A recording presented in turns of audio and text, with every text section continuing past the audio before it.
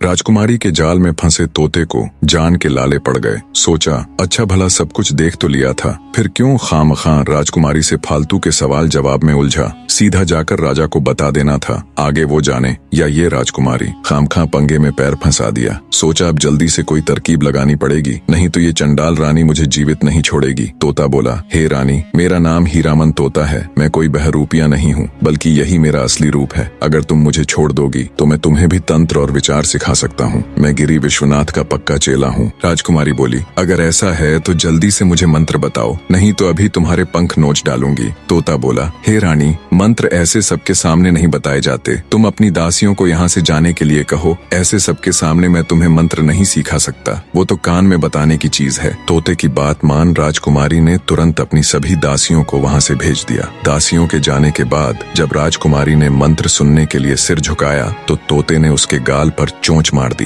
राजकुमारी सत्यभामा चीखती हुई व्याकुल होकर धरती पर गिर पड़ी। जब तक वो कुछ समझ पाती, तोता वहाँ से उड़कर फिर से खिड़की में जा बैठा। गुस्से में लाल पीली हो राजकुमारी ने अपनी दासी को आवाज लगाई और कहा, इस दुष्ट तोते का शिकार करने के लिए जल्दी से बाज को लेकर आओ। जब तक दासी बाज के पिंजरे को लेकर आई तब तक तोता वहाँ से उड़ चुका था। कई दिनों की उड़ान के बाद वह राजा वीरसेन के पास आ पहुँचा और कहने लगा, हे महाराज, स्त्री रंग, रूप, यौवन में देखने योग्य है। राजकुमार की बात बिल्कुल सत्य है कि कोई उसे एक बार देख ले तो वो उसके मोह को कदापि नहीं छोड़ सकता। परंतु महाराज, उसका स्वभाव खोटा निकला। पहले उसने मुझे पुचकार कर अपने पास बुलाकर पकड़ लिया और फिर मुझे मारने को आतुर हुई। बस गुरु गोरखनाथ की कृपा से बड़ी मुश्किल से किसी तरह प्राण बचाकर भागा हूँ। तोते की सारी बात सुन राजा वीरसेन उसको शाबाशी देता हुआ कहता है, हीरामन, तुमने बहुत अच्छा किया। अब तुम चिंता मत करो, मैं खुद उस राजकुमारी से निपट लूंगा। अगले दिन राजा ने हथियार बांधे,